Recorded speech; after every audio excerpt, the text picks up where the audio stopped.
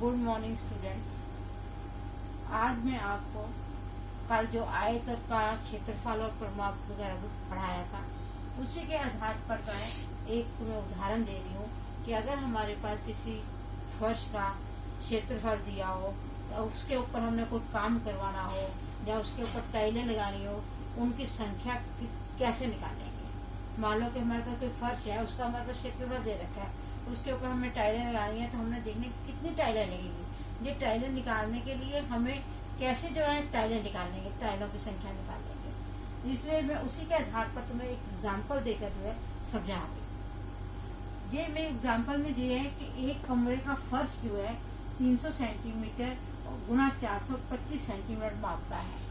मतलब उससे फर्श की लंबाई कितनी है, एक 325 है और चौड़ाई जो है 425 सेंटीमीटर है। कहता है कमरे के फर्श पर वर्गाकार टाइल लगाने हैं। किस टाइप के टाइल लगाने हैं, जिसकी लंबाई और चौड़ाई दोनों क्या हो, बराबर हो। वर्गाकार टाइल लगाने हैं। एक ही नाप के कम से कम लगाए जाने वाले टाइलों की संख्या ज्ञात कीजिए कि कितने कम से कम टाइल लगाए जाए कि उस फर्श पर उसकी हमने संख्या ज्ञात करनी है कि वो टाइलों की संख्या कितनी आएगी। जबकि उसने हमें फर्श का क्षेत्रफल दिया हुआ है और फर्श का क्षेत्रफल उसने हमें कितना दे रखा है, 300 गुना 425 सेंटीमीटर दे रखा हुआ है। और उसमें टाइलें जो लगानी है, हमने कितनी टाइलें लगानी है। अब देखो फर्श का क्षेत्रफल अगर हमारे पास दे रखा है तो हमें ऐसे पता नहीं चलेगा, टाइल का तो उसने क्षेत्रफल दिया नहीं कि हमारे पास इतने या इतने गुना इतने की टाइल लगे। हमारे पास ये उसने कुछ नहीं दे रखा, इसलिए हमें क्या निकालना पड़ेगा, पहले टाइल की वर्गाकार टाइल की एक भुजा ज्ञात करनी पड़ेगी। जब हम एक भुजा ज्ञात कर लेंगे तो दूसरी भुजा, तीसरी भुजा, चार भुजा क्या होंगी, वर्गाकार में बराबर होंगी। इसलिए हमें एक भुजा निकालने के लिए कि बड़ी से बड़ी हमारी कौन सी भुजा हो सकती है वर्गाकार टाइल की, उसको निकालने के लिए हमने यहाँ पर क्या निकाला, मासापा निकाला। क्या निकालना पड़ा हमें, मासापा। मासापा इसलिए निकालना पड़ा कि ताकि हमारे पास बड़ी से बड़ी भुजा हम निकाल सकें कि वर्गाकार टाइल की बड़ी से बड़ी भुजा कितनी हो सकती है, कि जो एक भुजा होगी वही उसकी चार भुजाएं होंगी। इसलिए मैंने मासापा आप सबको निकालना आता है।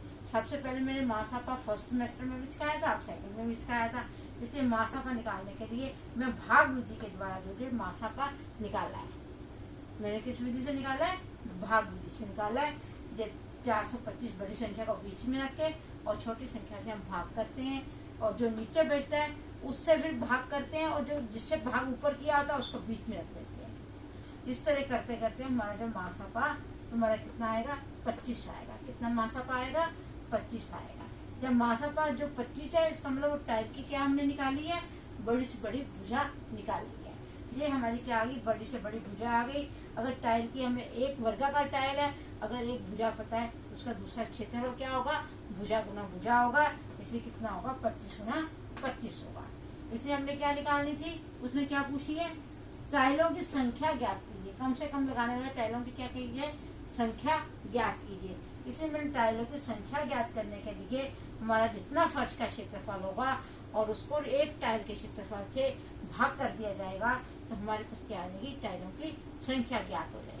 जब हमारे पास टाइलों की संख्या ज्ञात करने के लिए क्या है, जितना क्षेत्रफल हो कमरे का क्षेत्रफल ले लिया और एक टाइल का क्षेत्रफल ले लिया, दोनों को मैंने क्या कर दिया, भाग कर दिया।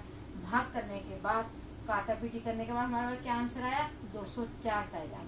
25 से मैंने 300 को काटा, वो 12 बार चला गया। फिर मैं 25 को 425 से काटा, वो 17 बार गया। 17 और 12 को जब मैंने मल्टीप्लाई किया, हमारे पास 204 टाइल आ गई। Thank you.